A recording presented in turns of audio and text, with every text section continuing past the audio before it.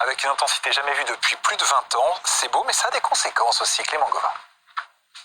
Elles sont apparues au fil de la nuit. Des aurores boréales, venues colorer le ciel d'une teinture rose, et qui ont été visibles un peu partout en France cette nuit. Du Mont Blanc dans les Alpes, en passant par le sud-est, et même jusqu'en centre-ville, comme ici à Orléans. Des images spectaculaires, provoquées par une éruption solaire, survenue dans l'espace il y a quelques jours.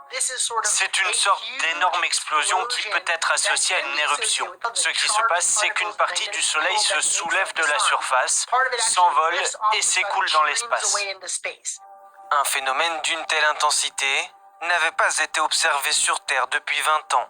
Et s'il est visible à l'œil nu et sans danger pour l'homme, il peut néanmoins perturber certaines installations électriques par exemple. Avec cette intensité, nous pourrions nous attendre à une panne de courant dans certains endroits. Nous pourrions également avoir des perturbations au niveau des communications. Des aurores boréales similaires ont aussi été observées en Angleterre, en Suisse ou en Allemagne, et qui devraient encore être visibles tout au long du week-end. Donc ça veut dire qu'il y a une séance de rattrapage ce soir, Guillaume, si on a raté les aurores boréales hier? Oui, du moins on était vraiment sur des valeurs extrêmes la nuit dernière. G5, une activité géomagnétique vraiment record, ça faisait longtemps qu'on n'avait pas vu ça.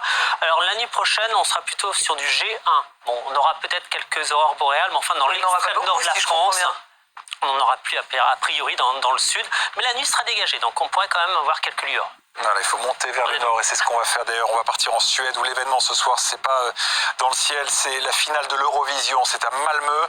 On retrouvera Philippe Dufresne dans un quart d'heure pour parler musique, mais il y a cette candidate qui attire tous les regards pour sa voix, mais pas seulement aussi pour ce qu'elle représente, c'est l'Israélienne Eden Golan. Depuis 2 jours, des milliers de pro-palestiniens manifestent contre sa participation.